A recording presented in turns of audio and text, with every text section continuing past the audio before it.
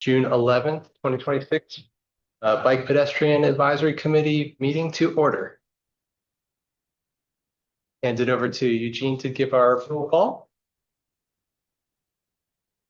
Lee Anderson, Meg Baumke, Chris Clark, Here. Denise Flatley, Luther Forbes, Deborah Folt, Brian Gouge, Will Gravitt, Brent Hunsinger, Present. Rachel Inman, Here. Jim Lynch, Brian Vogel, Here. Jacob Paswick, Here. Craig Pennington, Here. Paul Agnello, Matthew Decatur, Linda Lasuk, Deborah Lately, Matthew Lahane, Rob Maple, Carrie McKenney. The one, there we go. There's Carrie. Okay. Great. Chair, we have a All right, very good. Thank you, Eugene. All right, next item of the agenda is the approval of the June 11th meeting agenda, tonight's agenda. Do I have a motion? Make a motion to approve those. Second. Agenda, sorry. The agenda, right? All right, so we've got a motion.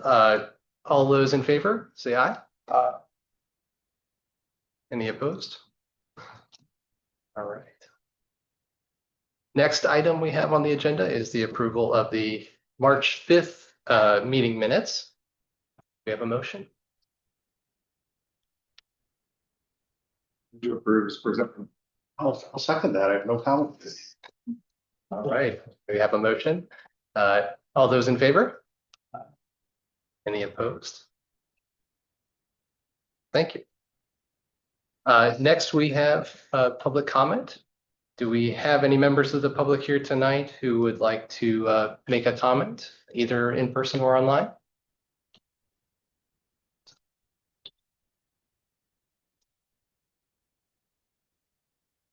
Right.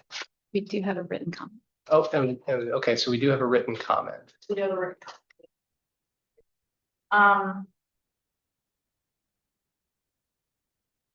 Hi, FAMPO. This is from Dugan Caswell. I sit on the Fredericksburg Planning Commission, but I'm sending you this email as a disgruntled citizen.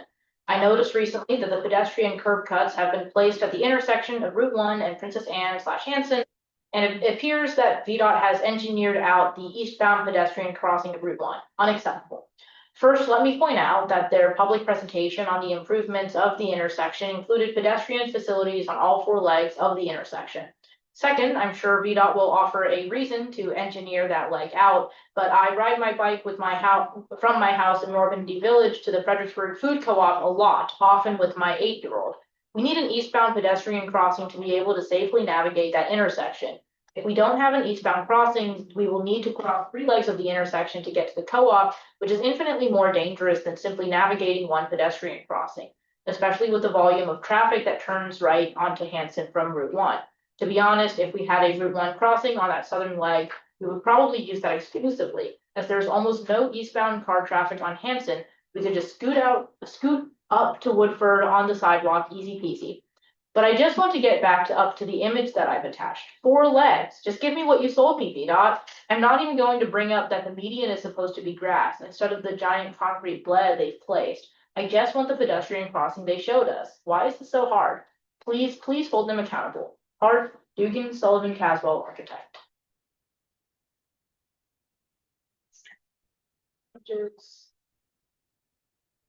That's the image of what it was supposed to be, right?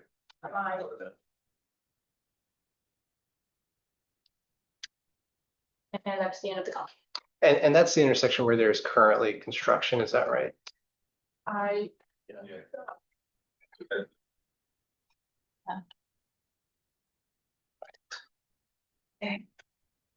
So next we will move on to our discussion and action items.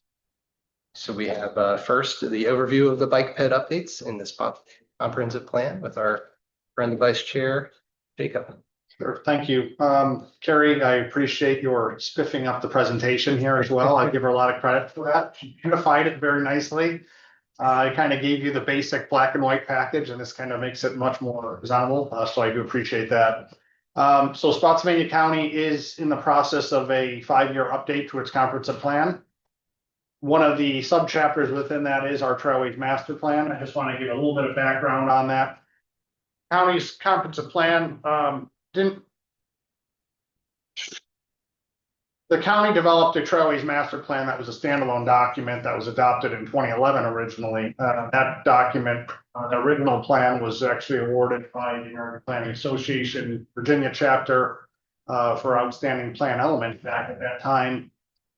And as of 2021, so instead of having a standalone plan, we saw value in taking that standalone plan, updating it and consolidating it into the county's comprehensive plan, where it falls within a minimum 5-year update cycle. So we can continuously keep an eye on it and update it as necessary.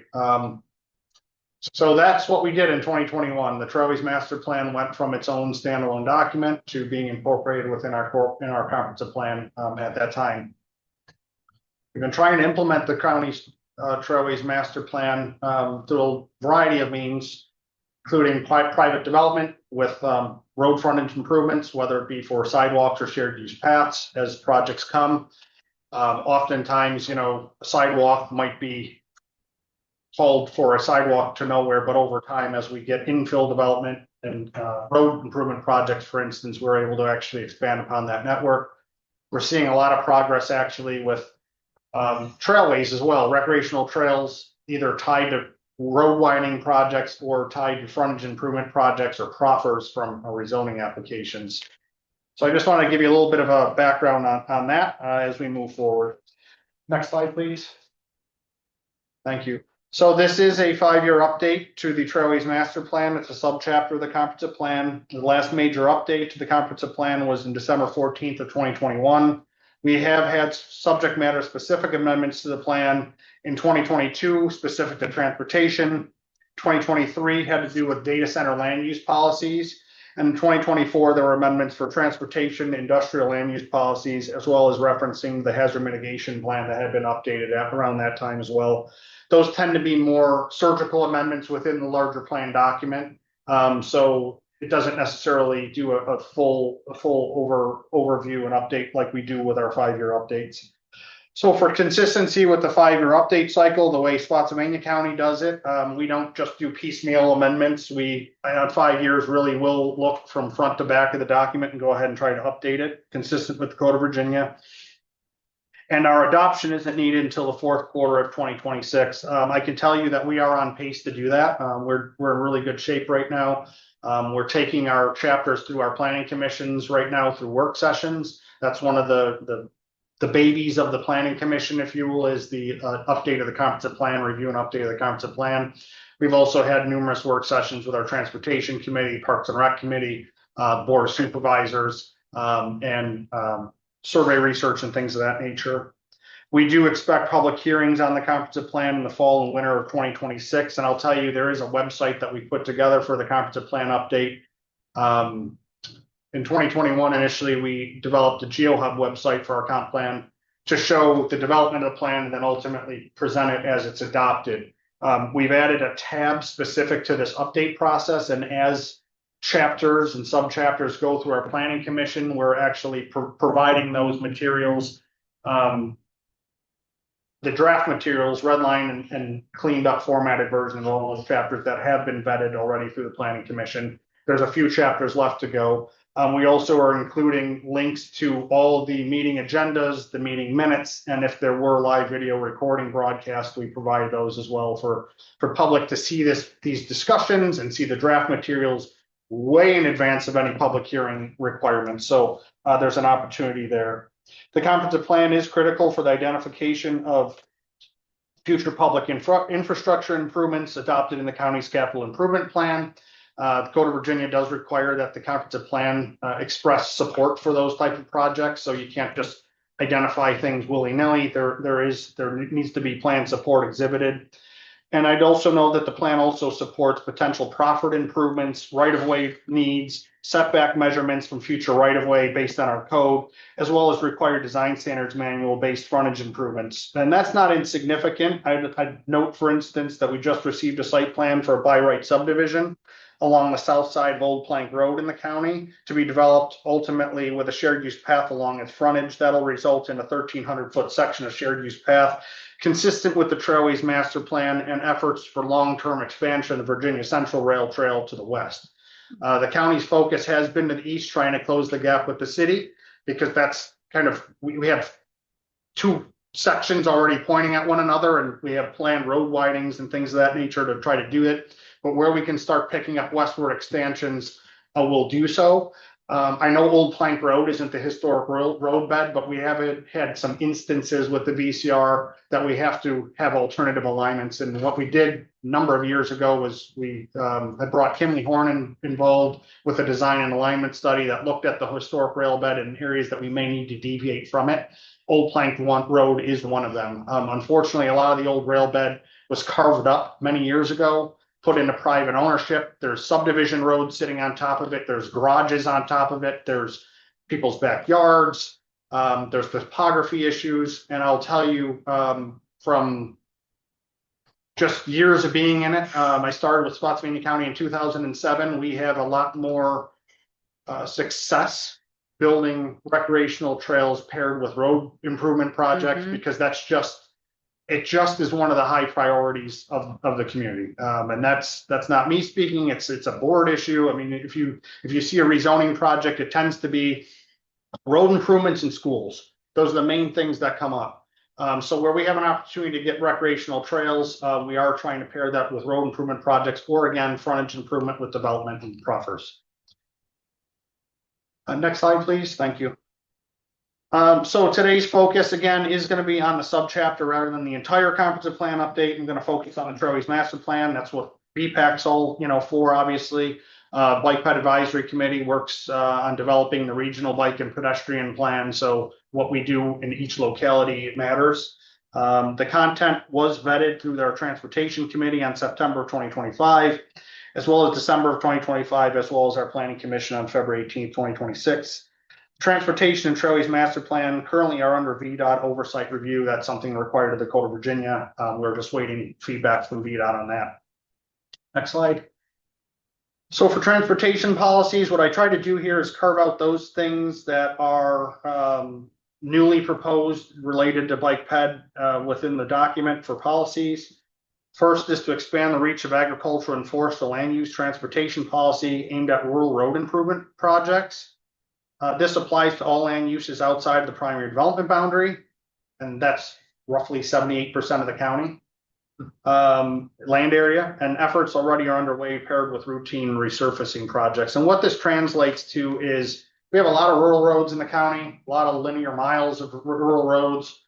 They're not very bike ped friendly. As someone who used to ride out of Spotsylvania Courthouse to the Spots Courthouse battlefield, if you're riding on a bike down Brock Road, and you're sharing that road with a logging truck, for instance, which I've done, when you have no shouldering and just a ditch section out the side of narrow travel lanes, it can be a little dicey at times. So things as simple as shouldering advocacy are very positive in rural road situations. So a lot of those roads, what we've done is we have targeted for wider travel lanes, up to 12-foot travel lanes, and then 4-foot shouldering.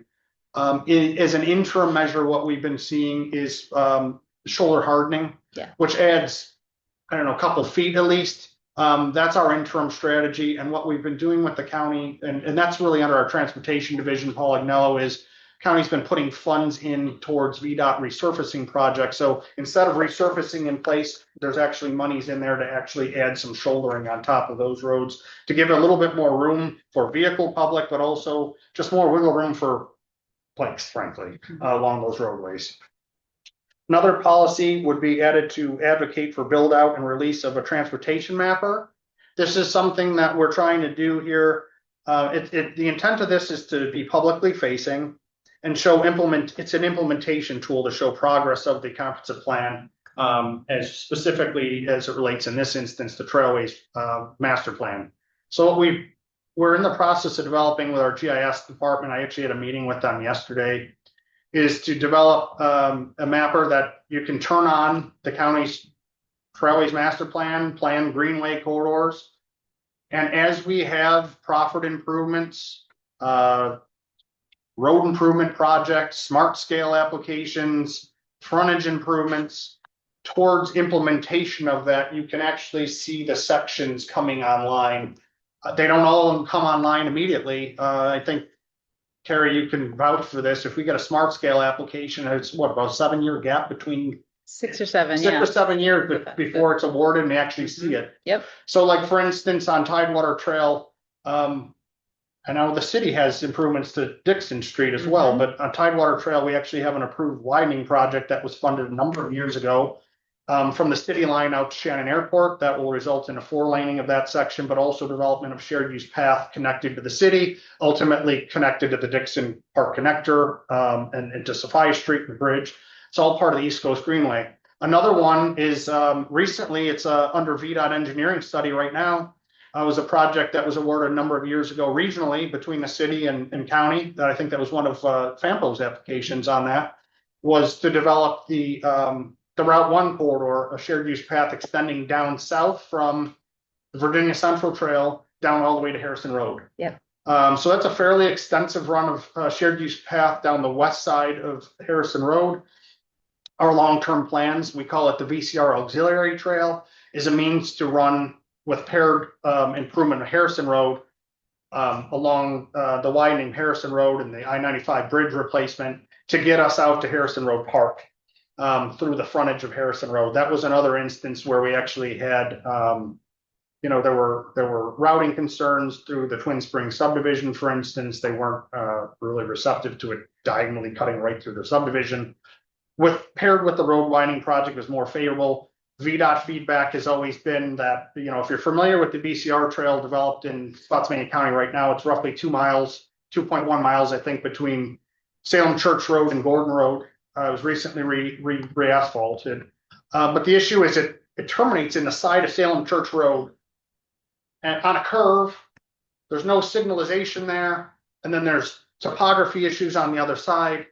And after speaking with VDOT, obviously this has been going back and forth. It was much more favorable to cross literally at the intersection of Salem Church Road and Harrison Road, where there's an existing signalized intersection. So we do have a CHAP project to bring the trail up through Harrison Road Park to the intersection. And there's a smart scale project for the crosswalks and all of that to get to the other side.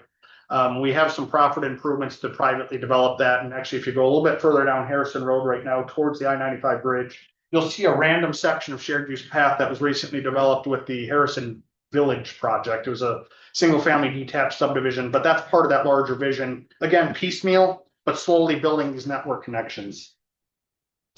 We've also looked to expand accessibility and transportation services policies for elderly and disabled community.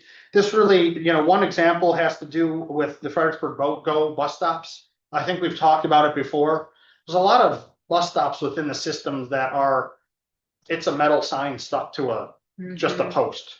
There's no sidewalk access. There's no shelter. There's not in all instances, but some of these are not weather friendly and they're not access friendly. So these are types of things that we're trying to promote upgrades to: sidewalk approaches, shelters, basic amenities to make these access to public transit a little bit healthier. And that's obviously bike ped friendly as well. I will give a shout out here for Stafford County. This came from Matthew actually in one of our meetings. Something that we saw value in as well. We've added a policy suggesting as part of a traffic impact analysis scoping document to include 12-hour bike ped counts at intersections. That's something that we didn't actually have advocacy for specifically in our comprehensive plan before. The aim here is for bike ped crossing safety at intersections and to collect data that may further support funding applications for improvement. So if we have that data up front that, there's a lot of activity here, but there aren't bike ped friendly improvements. Those are the type of things that actually ultimately help applications to try to make improvements. So we saw value in that, and we're trying to pursue that with transportation policies. Additionally, to ensure roads identified for bike ped only linkages are also reflected in the thoroughfare plan tables to ensure documentation of future right-of-way lines. So what we had is our thoroughfare plan is our transportation plan. And for us, it's part of the transportation plan. It identifies future road widenings needs. It identifies traffic studies, study corridors, identifies intersection improvement projects. It identifies the of new roads. Germanna Point Connector Road, for instance, was put in the comprehensive plan numerous years ago. That now is actually in final kind of selection state right now for design. That would connect Germanna Community College area to Spotsylvania Avenue, create a parallel road to Route 1 corridor. You can literally travel from Lafayette Boulevard, not touch Route 1, all the way down to ultimately down Hospital Boulevard, Spotsylvania Parkway, and continue on from that with the road infrastructure that's developing south. Those are the type of things that the thoroughfare plan traditionally identifies. We've been bulking that up to match it up also with what the Trailways Master Plan advocates for. So for instance, if there's a section of Route 1 corridor that needs sidewalks, or Salem Church Road, or if we're doing a shared use path down Old Plank Road, like I mentioned earlier on the south side, those are being identified also as part of the transportation plan. What we noticed was there were a number of instances where the Trailways Master Plan had identified a bike ped improvement specifically, but we didn't necessarily have a road improvement project tied to it, a widening or something of that nature. So in those instances, we've actually paired that up with the thoroughfare plan now, because right-of-way needs also a factor, making sure that we have adequate right-of-way. Those improvements can ideally be put within right-of-way. And I would also note by our code in Spotsylvania County, our setbacks are based on future right-of-way lines. So we don't have instances where development is encroached on a roadway that's meant to be widened out. And next thing you know, we have a new travel lane on someone's front doorstep. So That's what we're doing that. Next slide, please. Small area plans. The county has identified a number of small area plans to be added to the future land use chapter. This is the first time that we'll be adding the small area plans to our comprehensive plan. Those proposals have been presented to the Planning Commission on November 20th, 2024, and they include Lake Anna area at Route 208, 4 Mile Fork area, Courthouse Road, Route 1 corridor. That includes infill sidewalk infrastructure chiefly. For the Lake Anna one that I mentioned earlier, is identification of shared use paths along the Route 208 corridor, extending from Bradley Lane southward to the bridge crossing into Louisa County. That's a mixed use area that's been identified there. At the Thornburg Jackson Gateway area, that involves the Nye River Trail, the Pole River Trail, East Coast Greenway, shared use paths, and sidewalk infrastructure. Those are things that we already really have on the books. They just happen to be within those areas. And the two that I want to focus on are the Crossroads VRE area, as well as the Louvieux sub area, which is essentially across from the RF&P Railroad corridor from the VRE station, as well as the Sylvania Plant Historic District area. That's the area that you would say the Taiwan Trail, Bowman Center, Sylvania Heights area of the county. Next slide. So in the Louvieux area, this is an interesting one for us, at least via proposals. We're looking at a mixed use focus on traditional neighborhood development here, a unique development footprint. Goal would be traditional neighborhood development friendly with mixed use frontage road. It would take advantage of the higher elevations with viewshed benefits to Louvieux and its eastward viewshed. But I would say what Louvieux is, that's a historic property there, which is on the National Register as well as the Virginia Landmarks Register. Really interesting brick homestead sitting on a hill with. If you've ever to visit there, the views all to the east are tremendous. Really lengthy, and actually we've included with our comprehensive plan some of those view sheds. Really interesting. There's an opportunity there. There's interest in developing that area. The area is intended for an urban design plan. We don't typically see those. We're certainly advocating for those now with with these TND oriented areas to really come at the community with a vision for the development and the look and feel of these neighborhoods. Achieving the land use vision will require enhanced accessibility and connectivity because it is a mixed use area. So that's where you're looking at, inns and residential development and commercial establishments, things that be more of a walkable area. Within that area, we recognize the need for new concept roads and shared use paths to serve the area. If you're familiar with the Lavue area, I'll say what it is. It's south of the Route 17 corridor. It's east of Massaponax Church Road, and it's bounded on the west, on the west side by Massaponax Church Road, on the east side by the rail corridor. So there's not a lot of connecting roads in there. There's a lot of land, but there's not a lot of road infrastructure. So with that, we promoted preservation of historically significant collection of buildings in the viewshed. And again, Lavue was added to the National Register. It was in 1994, Virginia landmarks in 1993. Vision creates a green space and a focal point which to create residential mixed-use areas with frontage street of mixed residential and commercial attractions. And I do have some visuals on the next slide. Viewshed protection also helps achieve greater separation between development, especially residential and RFP rail corridor, consistent with the larger Crossroads VRE land use guidance, as well as promote bike-pedal linkage between the VRE station and the west side of the RFP railroad corridor. I'd also note that Route 17 corridor, Massaponax Church Road are part of the route of the East Coast Greenway. So we're trying to use opportunities to connect in with the East Coast Greenway route is doing that. There are a number of sections of the East Coast Greenway in this area that have not yet been developed, but are proffered to be developed with data centers actually. There's also a few residential projects that have constructed little sections. So if you look at Cedar Forest Elementary, there's a small residential subdivision, Cedar Forest, small section of shared use path there. The Cosner Tech Data Center actually has frontage improvement shared use paths. Again, it's all towards the East Coast Greenway. Next slide, please. So this is the Lavue area connections. Quickly stand up on this one, I guess. So this kind of gets at what we're saying. This is the actual focal point area, the Lavue historic property. They actually have manicured ornamental gardens here. The topography really falls off towards the rail corridor. And actually, when you're up on this hill, and this is where we've kind of identified as a frontage street, this is the ability to take care of a viewshed and create a real unique street wall looking out to the area at the front here has been identified more as an open space and viewshed protection, environmental area, maybe used for parkland. And then this frontage street again would be focused more towards a higher intensity traditional neighborhood development. Frontage commercial road with residential developed to the rear of that. This is some of the kind of design things. These are all AI images sourced by Meta AI, but it really kind of is meant to complement some of the architectural style and be the basis that using the historic property as the basis for kind of a design theme that can run throughout the area. On bike ped specifically, I talked about the East-West Trail, the East Coast Greenway. This is the area that we're talking about, some of the road connections that we've actually added to try to get development to occur, taking the development pressure off of exclusively using Massaponax Church Road.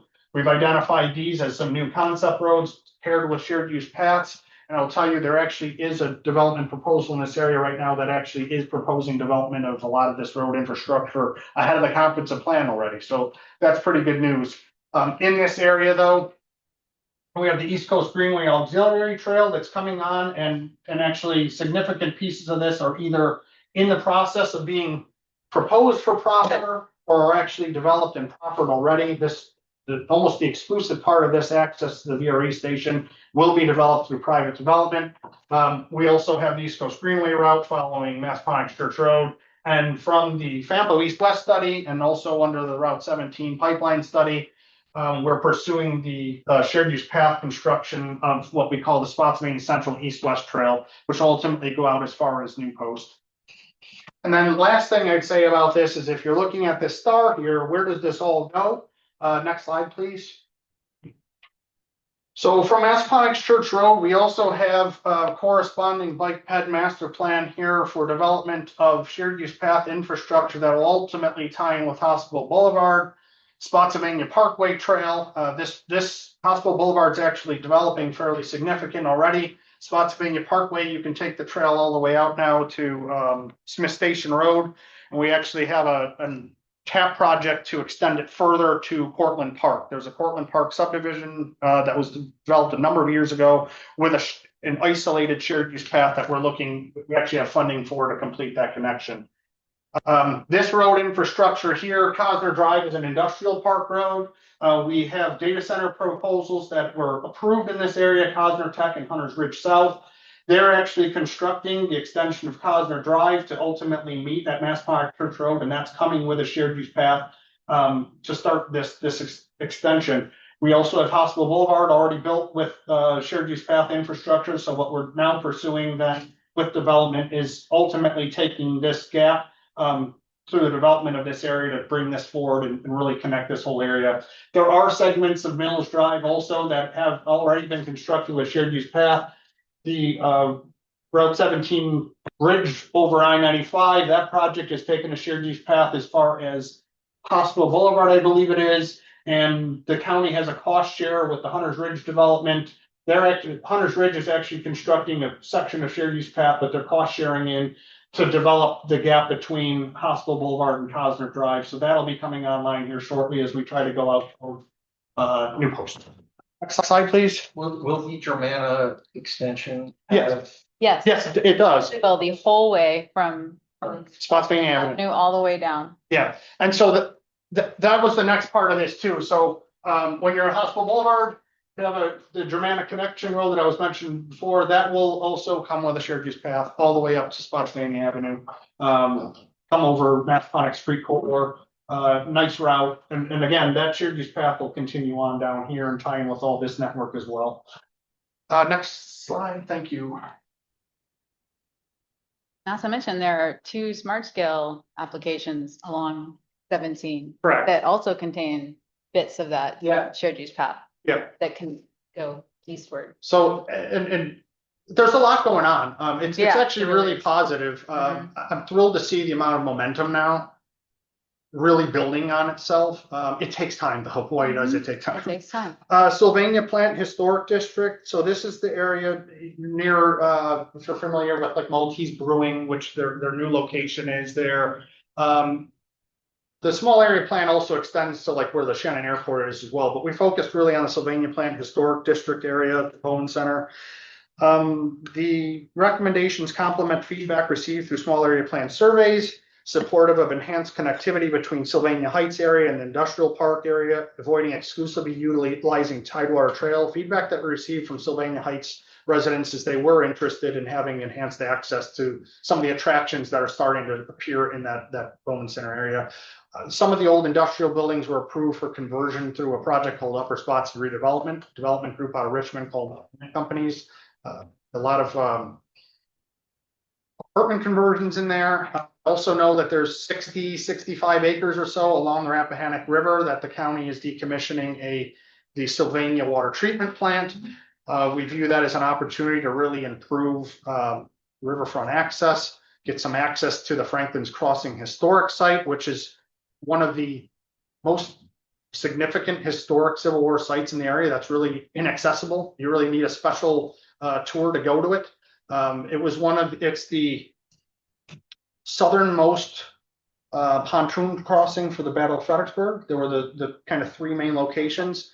And I believe during the Civil War, it was crossed five different times throughout the Civil War in that specific location. It was a fairly significant access to where Slaughter Pen Farm is and all that. That's where a lot of that troop movement came through that specific area. So there's a lot of historic interest there, as well as the Sylvania plant itself. With the Upper Spotsy redevelopment, that development group was able to pursue and receive National Register designation for that industrial area there. So we're trying to maintain that while also kind of reinventing it in some ways and making it kind of a chic industrial / mixed use attraction area. So the part of the Sylvania Plant Historic District envisions a hybrid industrial, mixed use, tourism friendly and entertainment and recreation destination. Transportation Committee did discuss this in September 2025. It's also part of a lengthy presentation to the Planning Commission in November of 2024. And by all means, November 20th, 2024, we have that available on our website if anyone wants to watch it. I think that was about a 3-hour presentation. At present, there's one main point of access via Joseph Mills Drive. There's a secondary access via Bowman Drive. It's private and restricted for the distillery over there, which is another attraction for tastings and things of that nature. We've maintained interest in rail spur service. Right now, there is the Rappahannock Railroaders Museum in there. There has been some limited industrial uses in there. There's a truss plant that utilizes that rail spur occasionally. But in order to maintain all of that trackage, there's interest in having more financial reason to do so. There's road improvement targets would promote upgrading the condition of roads and enhancing connectivity and accessibility back in that area, as well as walkability. We do have a planned Lansdowne Extension Road, preliminary engineering studies underway. It includes the Deep Run Spur Trail. So the Tidewater Trail I mentioned earlier is part of a widening project and shared use path coming with that. It's part of the East Coast Greenway route.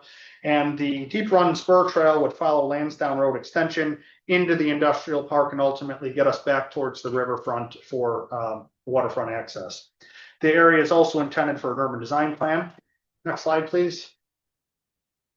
So I don't know if anyone's familiar with the roadways back there, but they're old industrial roads that are kind of in a beater state in a lot of situations. If you're going to introduce residences and tourism attractions and additional parking and entertainment, really need to look at that road infrastructure to try to enhance it. Parking, accessibility, connectivity, all of these things we view as fairly important. So what we're looking at with this is looking at all those roads for really a transportation study to see which roads really should be upgraded, and potentially either upgraded to, privately to public standards or ultimately converted to a public road. We've also identified two potential connections to Sylvania Heights through right-of-way that exists from First Street there and Second Street. That's not to say that they necessarily both come into play, but we are looking at connectivity where consistent with feedback that we had from Sylvania Heights. The line in blue there with that arrow is what we have as the Lansdowne Road Extension. And with this project, when Upper Spotsy redevelopment came in, this Upper Spotsy lane was actually constructed to a state standard, does have a roadside parking on that. This is the whole area here that's converted into apartments and Maltese Brewing, and I think there's a few other small commercial venues in there, maybe artisan industries and things. But Upper Spotsy Lane was actually constructed to be the linkage ultimately to Main Street and start bringing in this Lansdowne Road Extension. Like I said before, we have this public road access via Joseph Mills, and this serves this entire area really. Bowman Drive is heavily restricted, it's gated access. It's a private road, it runs on top of the dam here structure. There's a lot of issues with that becoming a public road, and there's been a lot of resistance to that as well.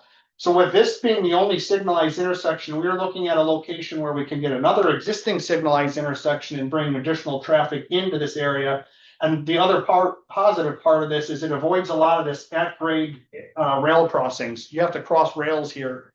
You don't have to do this here. So what we've been looking at with the engineering study is bringing this road in here, come in with a shared use path. I've also advocated for a scenic overlook on part of this bridge structure as well to try to get a kind of a down lake view.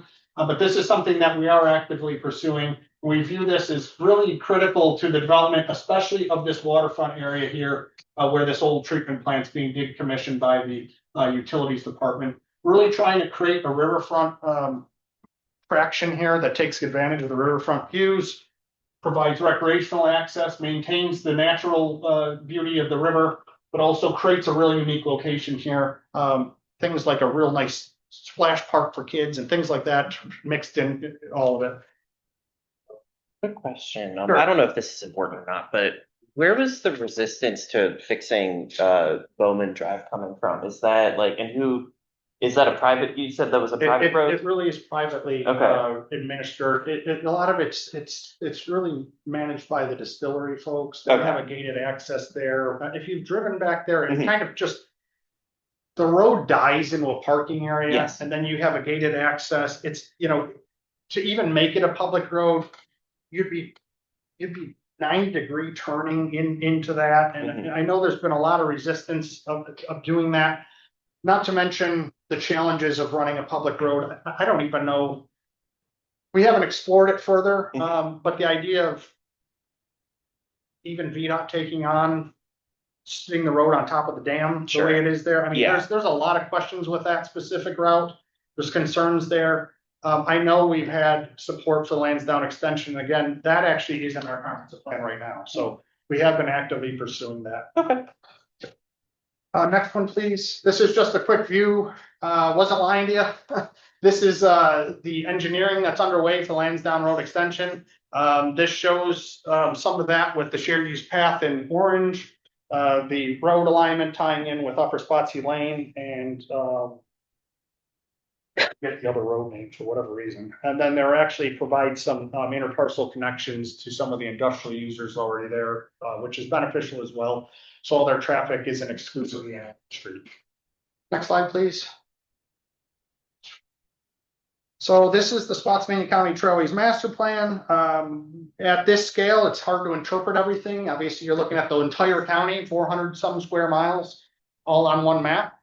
When we have the comprehensive plan updated, what we do with our GeoHub website is we make it accessible with an interactive map that you can zoom in on.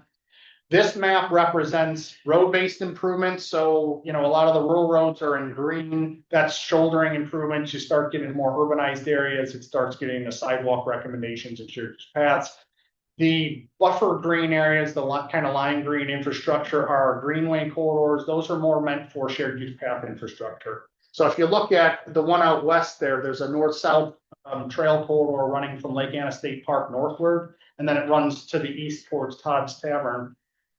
That actually is a recreational trail that's been identified for expanding the equestrian system that's at Lake Anna State Park for an equestrian trail system. We've actually picked up about 5 miles of that with as a recreational trail easement. That's actually kind of the first thing, is having the ability to put it in the right of way to do it essentially. Through the S-Power solar project, we were able to secure the right of way for that through easement and in that location, and we're slowly stacking those. But what we do is, as development comes forward, or as if we have road improvement projects, we're carefully looking at this to make sure that we're trying to implement this one piece at a time, paired with those projects. The only other thing that I would mention here, and I think this is something for BPAC, for instance, is if you look at that red box, I'll just reiterate, when we get to it with East Coast Greenway, Caroline County and I, and Spotsylvania County, we do need to work with them again on getting their formal route realigned. Leon just mentioned today all of the development that's going up around Ladysmith and up Yep. Route 1, and he's very excited being able to build pieces of that up toward you. And we're doing the same thing. So Kalahari Resort is doing a shared use path, Thornburg Industrial, Spotsy Tech Campus, Nye Village. They're all working the Route 1 corridor, fairly significant pieces at a time. The Thornburg Commerce Park's another one. We are actively pursuing that. The biggest problem I would say that both localities have is once you get out of the growth area where you have a lot of development pressure, it's very difficult for scoring for these applications. Private development led, just don't have a lot of opportunities. So those are the challenges where you kind of need that, almost like that Ashland to Petersburg kind of windfall oriented towards bike ped, where it might have an opportunity to close some of these, you know, gaps between the Matter River and Ladysmith, for instance. There's just a lot of challenges otherwise in rural areas. Yep. Okay, next one.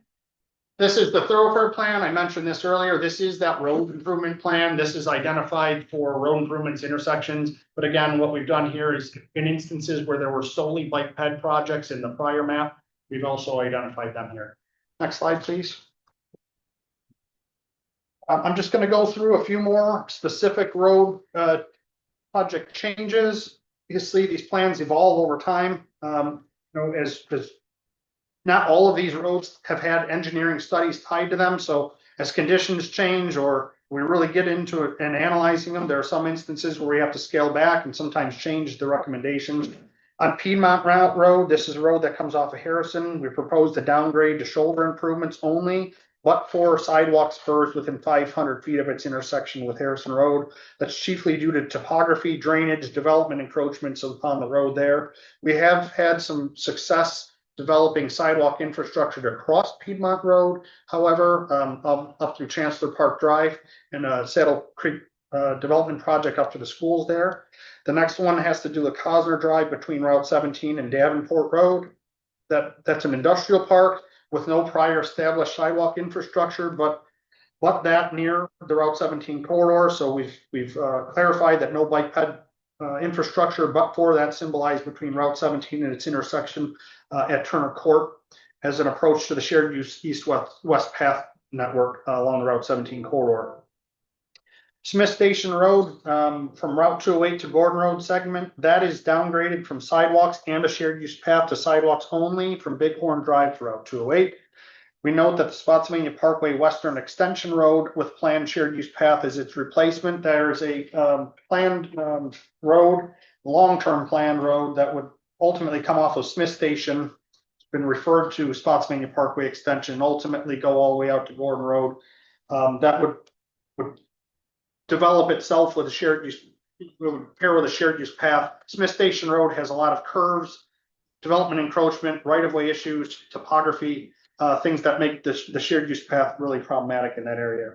Route 1 south of the primary development boundary line, we've symbolized a shared use path on the east side of the road only and shouldering to the west. This is all after that East Coast Greenway route to Caroline County.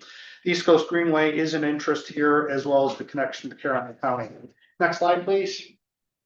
Route 3 west of Harrison Road. Look to symbolize sidewalks to Andorra Drive, west of Harrison Road, removing the shared use path. What you have out there at Harrison Crossing is an asphalt meandering sidewalk with asphalt structure there. It really is not a shared use path, and so we've corrected that to reflect what it actually is. Lansdowne Road, we've identified it. That's an industrial park road. There's a lot of topography issues. There's paved shoulders. There's National Park Service managed lands. We've actually removed the sidewalk reference. I believe it's also part of a trucking route there, at least towards Tidewater Trail. It's been identified as a paved shoulders improvement project. Route 17, Mills Drive, we've downgraded it bike ped to paved shoulders only east of Tidewater Trail. That's going out to Caroline County. There's been a lot of concerns that the connection of Caroline County, development of that area just wasn't really viable. We've obviously pursued that East Coast Greenway going further south via Route 1 corridor, and it also has limited access designation Route 17. Eagle Drive, we've added a shared use path and a tunnel crossing symbology. So this is across from Marilee Carter Park. If you're familiar with Benchmark Road, Eagle Drive is on the other side of the railroad tracks, and we're actually pursuing that. I just saw a plan today for one of our development projects that has proposed constructing the shared use path as well as the tunnel crossing and then following down Benchmark Road. So that's a fairly significant piece of that infrastructure if ultimately approved. It's consistent with the FAMPO East-West study and the Route 17 pipeline study for VDOT. It's also part of the East Coast Greenway route. Resulting from consultation with the city of Fredericksburg, with our comprehensive plan update, we always meet with our adjoining localities, every one of them. From the city of Fredericksburg, we noted that the city plans a shared use path to connect Lafayette Boulevard to Route 1 via Learning Lane. This actually removed the necessity to include Hudgens Road symbology for a shared use path because the crossing to Route 1 will occur in the city. Lafayette Boulevard symbology for sidewalk and shared use path has been downgraded to sidewalks from Hudgens Road to the city line as a result. And we are actively pursuing sidewalk infrastructure down the entirety of the Lafayette Boulevard corridor. And we do have some improved ones, as well as some private development that's starting to implement that as well. Almost done, I swear it. Want to give you everything. Route 1 south of Mud Tavern Road to the 606 Service Road south. It's currently sidewalks only in the next slide, please. I'm sorry. The Route 1 south Mud Tavern Road, it's now identified as sidewalks only in the area of Poca Loco restaurant. We've removed the shared use path reference simply because the restaurant in that location is so close to the corridor, the ability to put a shared use path along the roadway is not possible. Instead, what we've done is we've created a shared use path connection to be achieved via the Route 606 Service Road South connection between Route 1 and Mud Tavern Road. So we do have a way around that we've worked into this document. It's also expected to develop with the build out of the Thornburg Commerce Park. That's going to be what helps actually advance that. On Harrison Road from Piedmont to Harrison Road Park, that's been identified for sidewalks.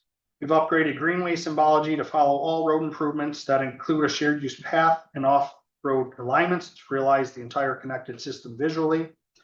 Distances are to be reflected towards plan level service reductions for parks and recreation trail standards. So there's another subchapter in the comprehensive plan that deals with our parks and recreation infrastructure.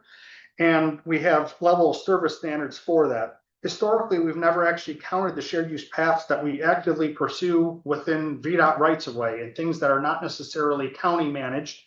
But our level of service standard advocates for more than 100 miles of shared use path. We can't do that within our existing park system. We have public access trail systems, recreational trail systems that we are actively pursuing for public access that do have very linear, long range. And what we're trying to do again with that transportation mapper is be able to start documenting this infrastructure so we can start counting that towards public level of service standards, towards bike ped. We also have identified a shared use path on one side of the road along Tidewater Trail, extending from the Route 2 and 17 intersection up to New Post Boulevard. This results from the Route 17 pipeline study recommendations. So the shared use path that I talked about running down Route 17 to New Post, what will happen is there's a small section of shared use path that will ultimately get up to New Post Boulevard to provide access to that mixed use area. We've removed the East Coast Greenway designation from Church Pound Road and Guinea Station Road. Again, the intent here being to shift to Massaponax Church Road, Route 1, and to ultimately to Caroline County. The actual plan for the East Coast Greenway is already supported. It's just that formal designation. We just need to get together and fix Just it. need to get it together. That shared use path on Tidewater Trail is being submitted to Smart Scale. Okay, great. So that'd be another one if we're able to secure it. Next slide, please. Oh, there's more? You want me to skip? You might want to just, yeah, Okay, like, everybody isn't familiar with all these Okay. roads anyway, so. okay. Yeah. Well, let me just do one last one then. So this is just a creative way we try to start looking at our road plans, our parks and recreation master plans, things that we already had opportunities with, as well as our county land holdings. This is an example where we took our parks and recreation planning and tried to leverage that into shared use path recreational trail planning. This is a park system that is the convergent point of the Nye River Trail and the Virginia Central Trail out west in the county, out near Brock Road. We have opportunities here with the development of a district park called Nye River Park along Catharpin Road. Numerous county-owned lands up along the Nye River corridor to ultimately create a park system that'll bring that Nye River Trail up through from Catharpin Road up to the Virginia Central Trail and start to actually secure that. We've identified this park system as part of our parks and recreation planning for the comprehensive plan. The section of Virginia Central Trail that you see there, kind of in that pink purple line running east to west, was secured through a Virginia Land Conservation Fund grant numerous years ago. We have an easement along that to ultimately develop that trail. We don't want to develop it until we actually have a logical place to go. And so this is our first means of trying to secure that as part of a bigger plan system. And that's it. That'd be nice. Thank you. Thanks, Jacob. This is all exciting. Think time for commercial. Yeah, Anybody has any other questions? That's where we are. Spotsylvania is, you've done great things, like Spotsylvania has done so much in the last few years.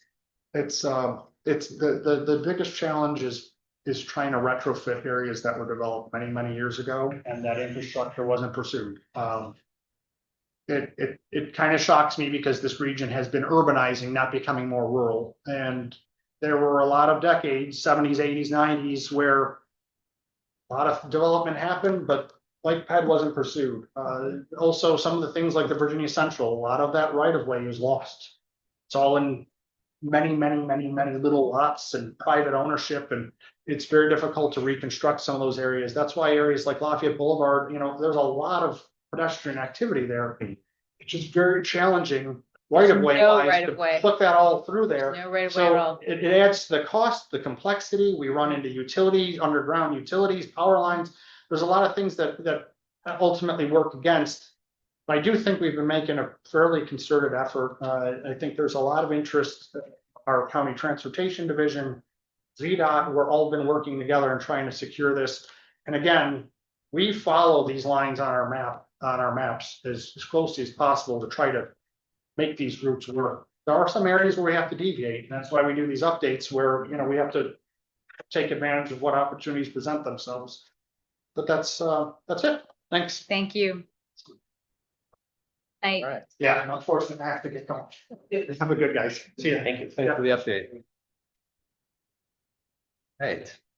So the next item we have is on our discussion action items is the long range transportation plan 2055 goals and objectives. We'll kick it to Eugene for that. Right, so if you all remember the big survey that we released for the LRTP 2055 months ago, these are the results of that. So we took what people were saying about the goals and objectives that we presented, and we have essentially reworked them through at the comments and rewording things to come up with the new goals and objectives for 2055. So it's been a lot of seeing what things came up in comments, what do we need to add to our goals and objectives. It was looking at where the goals and objectives that we had were somewhat redundant and either removing them or combining them together, and then seeing where people, oftentimes when people disagreed with the goals and objectives, we were able to see the ways that we could maybe reword them to be more, how am I trying to say this? There were objectives that people generally disagreed with. However, they were still required by law for us to keep in there. So figuring out ways that we could have them not standalone things, but kind of working them into what we already have. So for example, freight, there were people, the freight objectives were the objectives that people were often like, no, we don't really need this, but we're required to have freight. So yeah, it's rewarding, it's making sure that things are fitting together, adding things in. If you'd like, I can go over them. I'm happy to take any.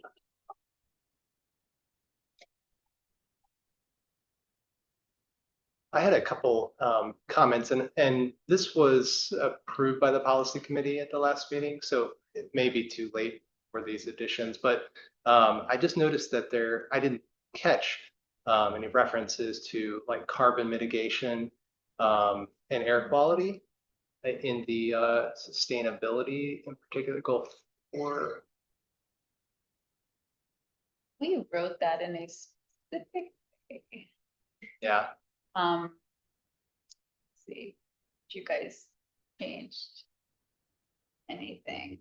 Yeah, I don't have anything specifically about carbon mitigation, but our sort of idea with this was to keep it kind of vague so that we would,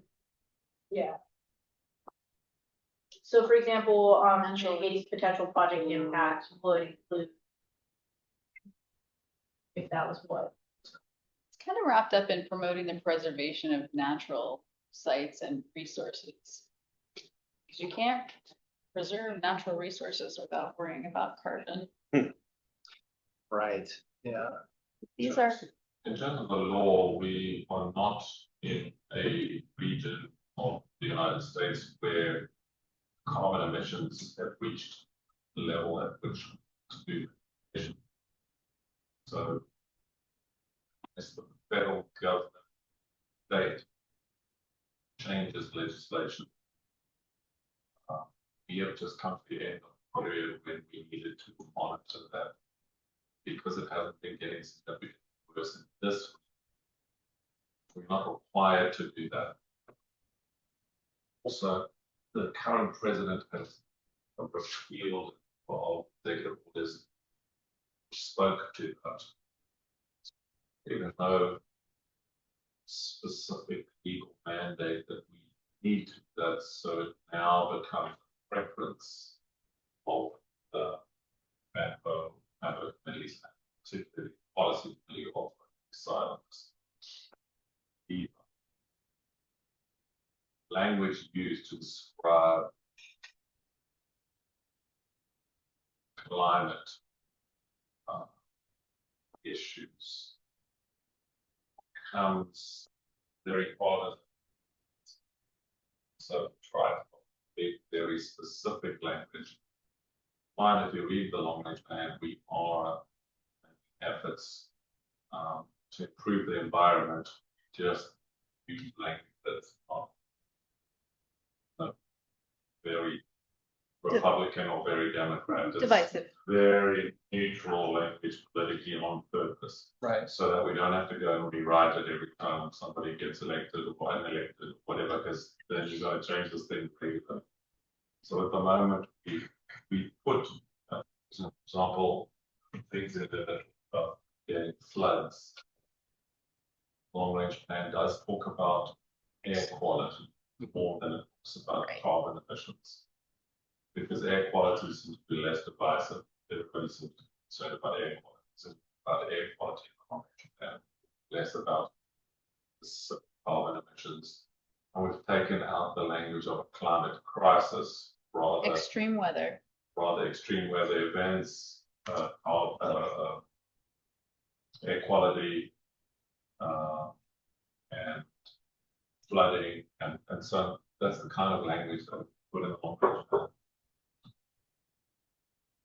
We have to get a board, bipartisan board, to approve that thing. So we've got to try and find some sort of middle bar that everybody can approve. And it gets reviewed by the federal government. So if the administration changes, the emphasis changes. So it's an position. As staff be politically neutral. Right. We're concerned about the environment, obviously, as it happens. Yeah.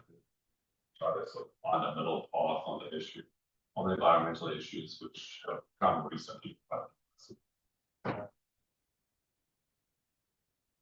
So, I mean, we still do reference like the quality of life and is it goal Yes. 6? Quality of life, yes. Enhanced quality of life. What it's worth, I think that's related to premature deaths and air quality concerns, but that's a nonpartisan issue, I think, but Negative effects on vulnerable populations, etc. in those goals. So there's some language, but it's just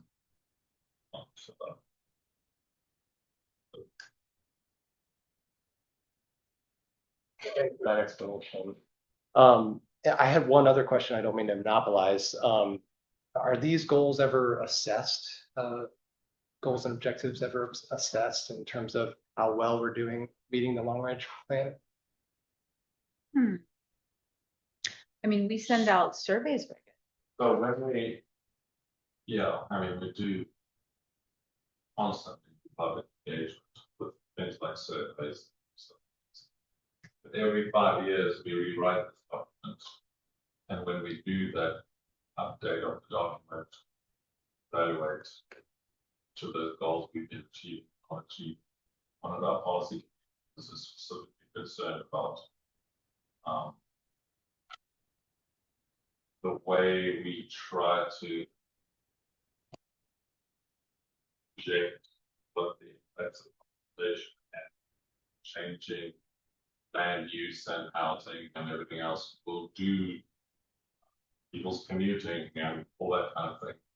And then we try to evaluate 5 years later when we do the next one, did the projects we constructed actually improve the situation or not? And we also spell out and what we see as challenges in the region. So for example, I'll give you one example. The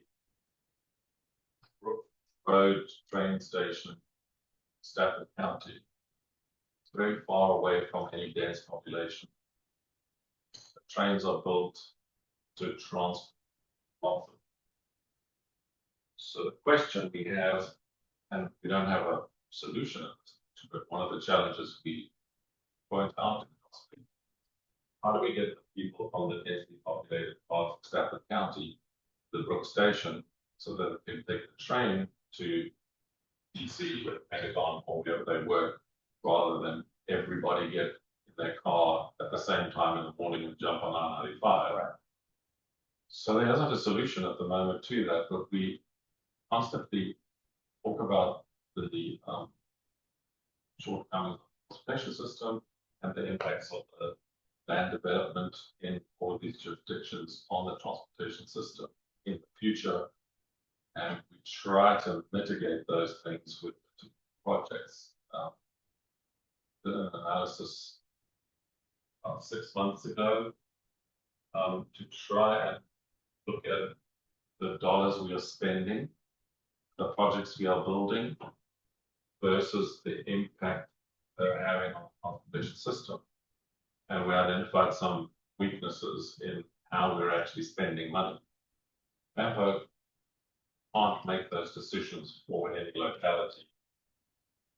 And so we try to influence people who make those decisions, pointing out the problems in the transportation plan. So this year we've got a scoring mechanism which policy committee will approve on the 29th to turn, no, they have. Oh, the CMAX scoring, yes. Anyway, the point is, our new scoring system for choosing the projects to put in the long range plan Oh, the LRP, no. will try to correct some of the mistakes of the past by awarding extra points to projects that are transformative and not just keeping somebody happy. And we'll see whether the outcome of the end of the process is to the liking of the elected officials who are going to vote or not. They don't like the outcome, they might ask us to do it again. But anyway, that's the kind of thing we do. And if your project is regionally significant and it's not in the long range transportation plan of FAMPO, you're not allowed to build it. And if you haven't, if FAMPO ultimately hasn't adopted that project and put it in the transportation improvement plan, none of those spend dollars, especially not federal dollars.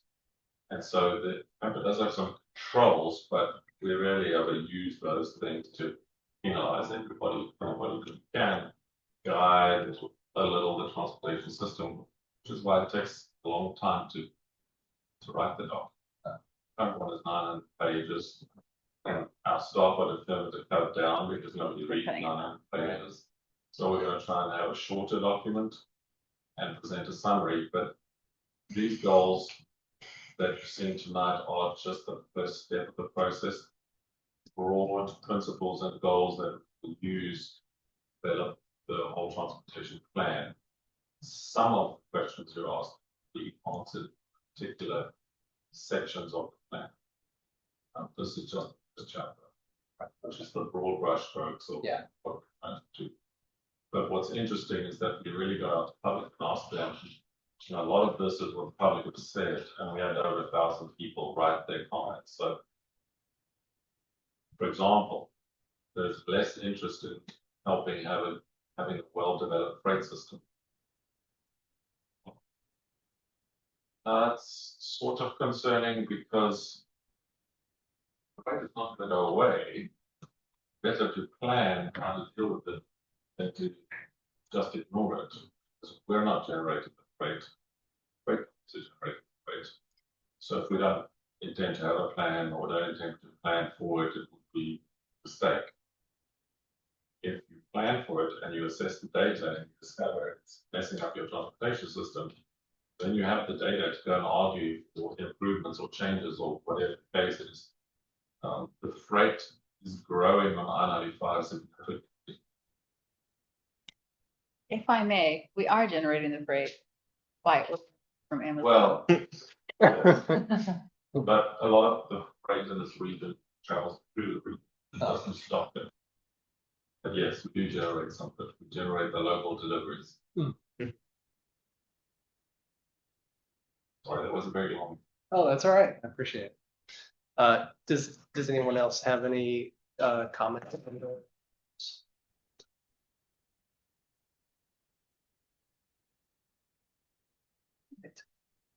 We'll move on to the next item. Thank you, Eugene.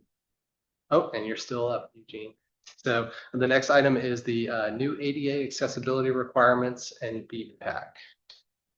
Yes, so by April 27th, 2027, FAMPO will need to make sure that all of their publicly available materials that are currently that are still being used currently are accessible under Web Content Accessibility Guidelines 2.0 level AA. So we're starting that process now. All this is a heads up because for members of BPAC and therefore part of FAMPO, this means that any of the materials that you've used to present during committees will also need to be accessible under those guidelines. So we're first starting that process in-house, making sure that staff understand what that process is and how to make those documents accessible. Once we have a handle on it internally, then start pushing that out to you all. So heads up, the way that committees look, the way that our materials look might be changing, and your materials may have to change as well.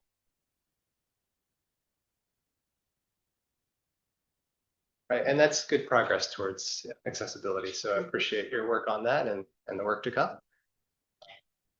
Eugene is really helping us a lot. We'd be lost. Yeah. He's really guiding us through it all. Oh, yep. Can you just describe one example of what that means, like an example of how that's going to be changed or improved? Yeah, so for example, with the presentations that we have, we may need to change the format from a PDF format to something like just a raw PowerPoint instead. Or if it is still in a PDF format, then we're gonna have to make sure that it is accessible to. Same thing with our agendas, making sure that it's accessible to screen readers. There are already changes that we've made on the website to make sure that the color contrast is like it is appropriate for people with low vision. So things of that. Does that answer your question? Great example. And if any of you have any guidance or words of wisdom, we are very, very happy to have it. All right, so we are on now to the next item, introduction to the 2055 LRTP update. Okay. Local Big Three. All right. Thanks. This will be relatively brief. First of all, BPAC, all of you, was first created 10 years ago to help out with the 2040 update of the LRTP. It was an ad hoc committee. And so this is basically getting back to your roots of what you're for. What is the LRTP? We keep throwing that around. It's the Long Range Transportation Plan. It has a 20-year horizon, so 2055, and it's basically for the entire region. It's a FAMPO region, Fredericksburg, Spotsylvania, and Stafford. And it's basically our regional plan, our transportation plan, the big vision, all the projects. So what we are doing here is the active transportation plan with a twist. So this year, we're going to take a new approach. You can see the gentleman there is riding his bike in front of a bus. Although I made it a little abstract, it might be hard to see. Next slide.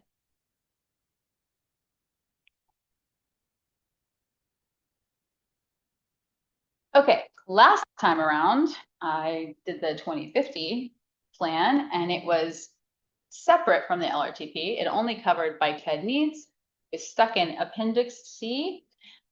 There was a lot of generic information in it about bike safety and other stuff. It repeated some material from previous years. It was really long. It was like a 100-page document, and it had a bunch of needs lists without a broader context as to why those needs were important. Like, hey, we need a 4-foot shoulder on this one road. Why? So yeah, that's what we did last time. Next slide. This time, we are going to include it in the body of the stripped down web-based fancy LRTP. We are going to leverage work already done for our Complete Streets plan. For example, the Complete Streets plan has a map of all bus stops that do not have sidewalks leading to them, which is very important. We're going to split it between the transportation network existing conditions and the needs chapters. And we're going to combine bike, pedestrian, and transit needs together. And that is the important change. We're going to show the priority needs in the context of the regional network. Next slide. And that's what your multimodal big three. That is the multimodal big three. Thank you. I don't think we can have that third one. Right. We're going to integrate by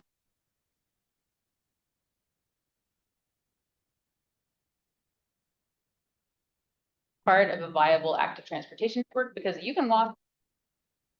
I'm going to get you so far unless you're like. What it looks like is you have to have sidewalks and shared use paths that connect stops with homes and destinations. That's called first mile, last mile, right? It's your first mile to get to the bus stop, your last mile to get off the bus and go home. We need to improve these poorly marked stops. They're unacceptable limits.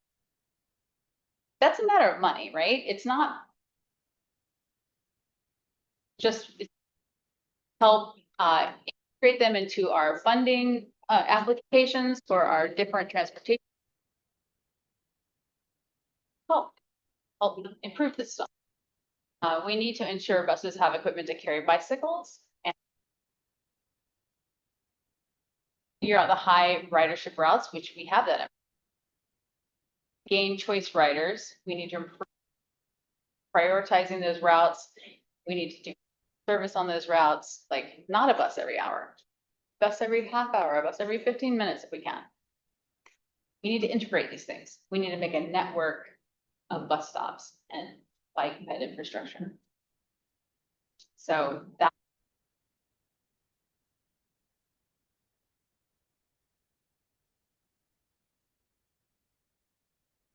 So our timeline started the work, but we are slowing down right now until August for our smart. Those of you who don't know, it's the state's biggest program for transportation projects. We're working very hard on it. In September and November, we're going to review the narrative work we're doing and the tables and the maps. That's what you at our next to look at. And then in January, I'm going to be bringing you the 2 draft chapters for review. So you're going to be the first folks to get to see them. That's your privilege as BPAC. Next slide. And that is it. Any questions or comments? For the bus stops. So at PTAB, we presented about incorporating art to bus stops that they're doing, and the planners, Rachel, looked into it, and a lot of it actually was the property owners of where the bus stops are that make those bus stops what they are. So it's not necessarily just FXB Go, it may be the ownership of the land where the stop is that needs to be worked with. Okay, and I think the localities know that in some cases because they've worked with them to get, worked with them on their smart scale applications to get those things funded. Yeah. So it is kind of a complicated process. Okay, cool. I just want to make sure. Yeah, we you. tried to get some of the art in, but talk about it later. That's interesting. Anybody else? Thank you. All right, so we are on to correspondence. Is that oh no, okay. Yeah, we have this. This is just a letter that we got last night, I believe. Jim Lynch, a member of BPAC, passed this on. The National Park Service is just inviting public input on the Potomac Heritage National Scenic Trail Comprehensive Plan. That is open until June 29th, and it tells you there where you could submit it. And I realized that this is not in your packet, so I will send it out to everybody, the link where you can put in your input. Those of you who don't know, that trail is a work in progress. It's much more completed north of us, but they're trying to work on it in our area. And they're completing a comprehensive plan so they can get going on that, much like our long range plan. So yeah, if you want to have input on that, unfortunately, they already had their virtual public meeting, but I'm sure there is materials on the project webpage. And I will send out that link to all of you. And actually, anybody from the public who would like that link, just leave us your email address and I'll send it to you. Great. And when I looked at the planned and what's already built, it does appear that our region is kind of the weak link. It is, yeah. Stafford County. But, all right, anyways, so the next item is staff reports. First. Okay. That is bike ped counter. Yeah, so the bike ped counter, I just want to report that currently our bike ped counter is unfortunately not working, the one that we have, but we're getting 2 new ones this fall. And I saw Rachel look at me. VDOT's is still working, of course, the one that's permanently on Chatham Bridge. But also our bike ped counter person, that's the next staff update. She has currently left us. She's working at a summer camp, an awesome summer camp in the mountains. We have advertised for her position. That's Lita I'm talking about. And so she's going to apply for her position when her summer camp role is over. So we may see her back, we may not.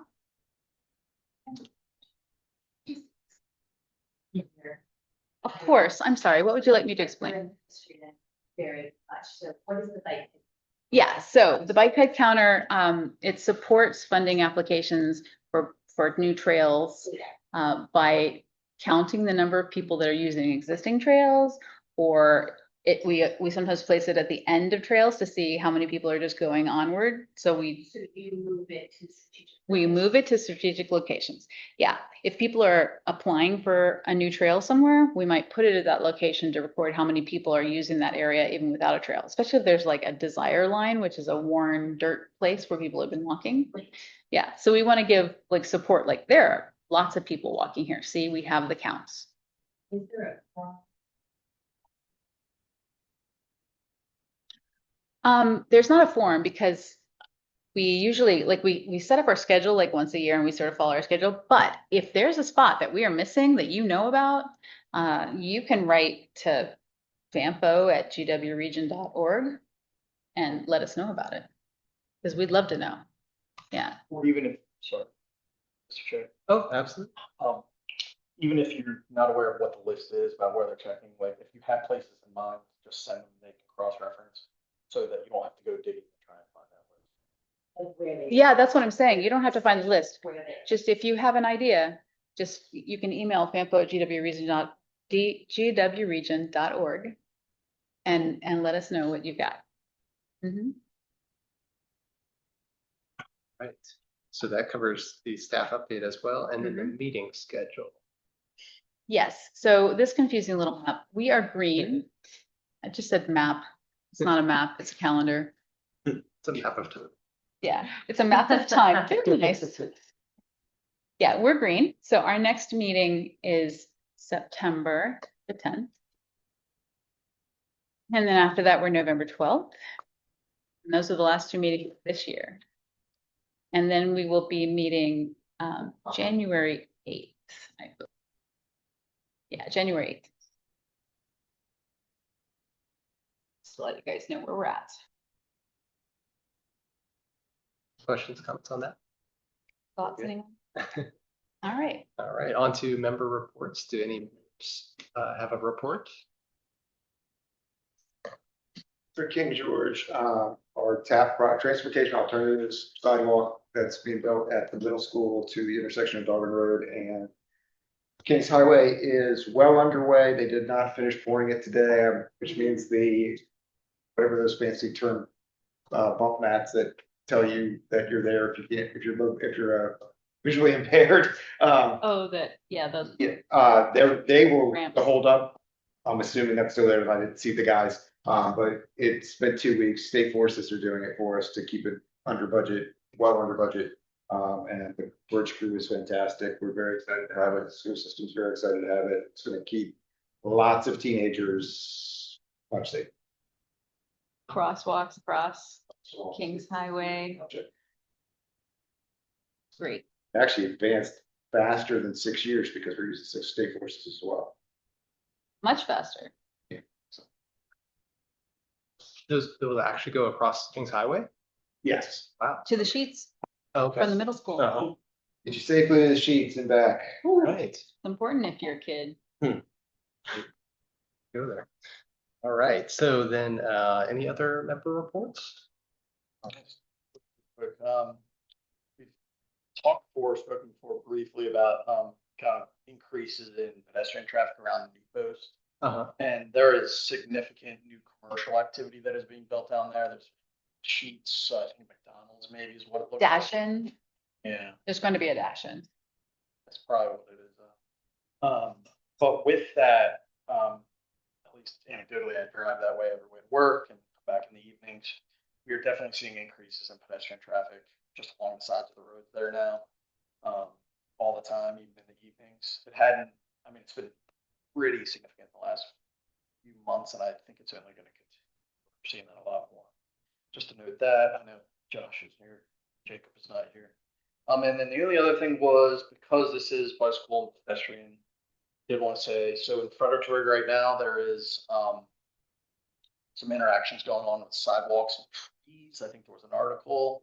So there's some, things going on there. I just wanted to bring that up to acknowledge that there are definite user conflicts going on there. And there's a lot of ADA, things that need to be dealt with. And I would just throw it out there that, it costs money to ameliorate those instead of just cutting the trees down. People love their trees for obvious reasons. They're important. But I believe there are some pots of money that could be utilized maybe to help ameliorate that probably aren't being used yet.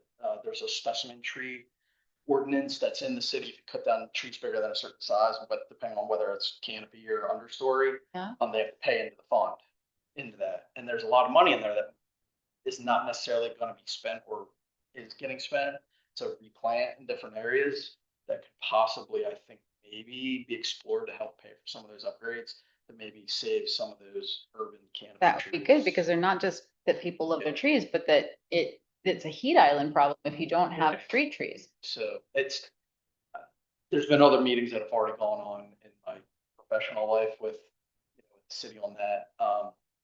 But any support or maybe conversations that could be had maybe move that along. And I think a change to the ordinance would be required because it's limited in how they can spend that. So, I see. thank you. Any other member reports? Right. Oh, I did want to, Oh, I'm sure, sorry, go I ahead. wanted to, your new post point, we currently have an application that includes a crosswalk at New Post Boulevard, a residential area, and shared use path down to the intersection of 17 and a crosswalk there as well. So we don't know if it will score, we don't know if it will be funded, but we have an application. So we'll see. Keep your fingers crossed. Right, well, then I think we've reached the end of our agenda. So as Carrie pointed out in our prior discussion, the next meeting is going to be September 10th, 2026 at 6 p.m. And do I have a motion to adjourn tonight's meeting?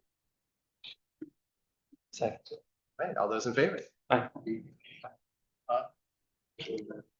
Thank you, everybody.